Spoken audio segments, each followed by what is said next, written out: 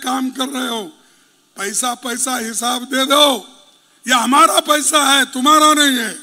हम जो टैक्स के रूप में दिए हैं, हम जो आपको पैसे खिलाते हैं, वो हमारा है, हमको हिसाब नहीं, वो भी छुपा के रखते हो। दूसरा, इलेक्शन में इलेक्टोरल बॉन्ड, इसकी जांच मत करो। कौन कहते हैं? मोदी कहते हैं। दूसरों की जांच करो, हमारी मत करो।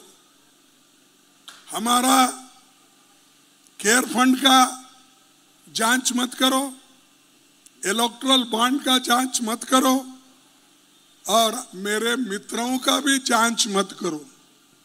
उनके जो दोस्त है ना, कौन है? अदानी, अंबानी, उनके जो दोस्त हैं, उनका भी जांच नहीं होना।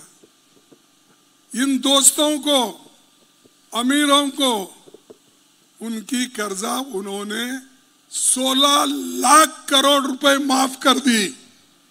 क्या किसानों का कर्जा माफ हो गया?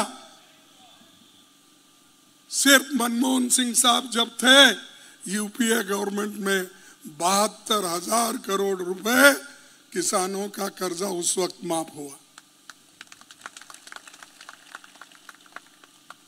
हम बड़े बड़े पब्लिक सेक्टर बनाए। हमको हमेशा पूछते हैं, आप 50 साल थे, 55 साल थे, आप पहले बोलते थे 70 साल थे, बोलते आप घटा घटा कर हिसाब करने के बाद अब 55 साल बोल रहे। कांग्रेस ने क्या किया 55 साल? अरे 55 साल में तो हम यही किया, बड़े कारखाने बनाए, बड़े इरिगेशन प्रोजेक्ट बनाए, एयरपोर्ट्स बनाए, पोर्ट्स बनाए, और आज जो बीजेपी के लोग भी, जो वोटर्स भी जो पेट भर के खा रहे हैं, हमने अन्न उगाया, हरी क्रांति की, व्हाइट क्रांति की। इस क्रांति से आज लोग अनाज उनको मिल रहा है। और हमारी गवर्नमेंट जब थी, पहले यहां पर एक आदमी को 11 किलो अनाज मिलता था। मिलता था नहीं, इन्हों आने के बाद मोदी जी 5 किलो कर दी। अगर हमारी हुकूमत आएगी फिर हम 11 किलो अनाज देंगे। और मैं ये कहना चाहता हूं,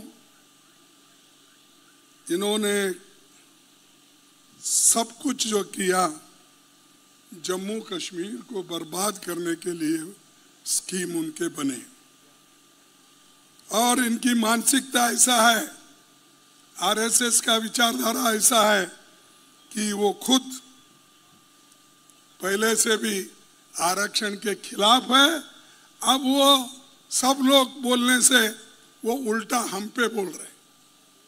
ये नहीं होगा। और मैं ये कहूँगा कि बीजेपी और आरएसएस के कहने पे आप मत आइए, और सभी लोग हम एक होकर लड़ेंगे, और जो लोग लड़ना चाहते हैं उनको हम प्रोत्साहन देंगे। या अग्निवीर स्कीम लाए। अग्निवीर स्कीम क्या वो परमानेंट है? क्या उसमें पेंशन मिलता है? क्या उनके बच्चे को संरक्षण होता है? क्या अग्निवीर स्कीम के तहत वो अपने बच्चों को पढ़ा सकते हैं? नहीं। फिर मिलिट्री में अगर जगह खाली है, आप परमानेंट नौकरी क्यों नहीं देते? डोगरा रेजिमेंट में जो खाली है भर्ती नहीं करते। डोगरा रेजिमेंट एक प्रसिद्ध रेजिमेंट है, और उसको भी खत्म करने के लिए मोदी जी ने प्लान किया कि ये सिर्फ अग्निवीर का स्कीम चलाओ, और इससे आप डोगरा रेजिमेंट, राजपूत रेजिमेंट, जो भी रेजिमेंट है उसको बंद कर दो। तो ये मंशा मोदी जी का है। और ये देश की बात करते हैं, बड़े बड़े बातें करते हैं। तो मैं यही कहूँगा भाइयों, इनकी झूठे बातों में मत आइए। और ये जो अपने आप को जो वायदा दे रहे हैं, ये वायदे कभी ये लोग फुलफिल नहीं करेंगे। मैं चैलेंज के साथ करता हूँ, अरे जो पहले दिए गए वायदे हैं 10 साल में वही पूरे नहीं करे, अब मैं 5 लाख नौकरी देता हूँ देश के लिए, मैं 2 करोड़ नौकरियां 15 लाख दे दूं। अब बोल रहे इस इलेक्शन में 5 लाख दूंगा। अरे तुम्हारे पास है सो, मैं अभी बोला आपको 1 लाख नौकरियां नहीं दे रहे, 5 लाख कहाँ देंगे भैया? झूठों के सरदार है ये। क्या है? झूठों के सरदार है। इन्हों कभी गरीबों के तरफ देखा नहीं। तो इसलिए भाइयों, मैं आपको ज्यादा नहीं कहूँगा।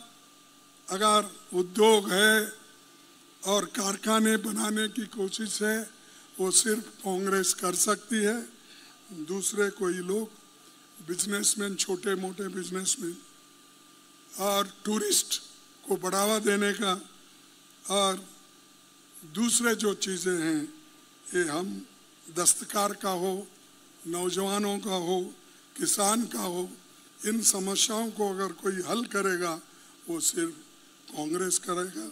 और कांग्रेस सबसे बड़ी बात हमने लोगों को बोली, जम्मू कश्मीर को स्टेटहुड देंगे, ये स्टेटहुड मिलेगा, ये हमारा वायदा है। अगर शाह और मोदी आज कहते हैं हम कल रहेंगे, अरे 10 साल तो तुम्हारे हाथ में था, 5-6 साल तुम ही हुकूमत में थे। जो आदमी 6 साल में नहीं कर सका, वो आज वोटों के लिए झूठ बोल रहा है। क्या उसको आप मानेंगे? हम वायदा करते हैं, इसको राज्य का दर्जा देकर इसकी प्रगति करने की पूरी हम जोर लगाएंगे, पार्लियामेंट में लड़ेंगे और दूसरे पार्टी इंडिया गठबंधन जो है उन पार्टियों का भी साथ हमको मिलेगा। तो इसलिए अब इनको संविधान बदलने का भी अधिकार नहीं है, इनके 2/3 मेजॉरिटी नहीं है। मोदी जी को संविधान बदलना है तो 2/3 2/3 मेजॉरिटी होना चाहिए। इनको सिर्फ 292 वोट है इनके पास। बदलने के लिए 336 होना चाहिए। तो आप सोचिए कितना झूठ बोल रहे हैं। इसके अलावा मैं आपसे अपील करूंगा कि आप सब मिलके इस बार कांग्रेस को लाओ। हम जम्मू कश्मीर के जो पंडित हैं, जिनको रिहैबिलिटेशन का हमने वायदा किया था, मनमोहन सिंह साहब ने वायदा किया, वो पूरा हम करेंगे।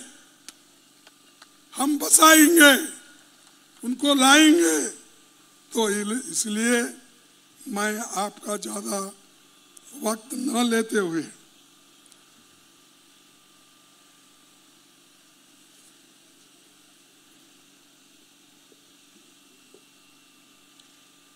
सबसे पहले कठुआ में शहीद जो हेड कांस्टेबल, हाँ, एनकाउंटर करते हुए शहीद हुए,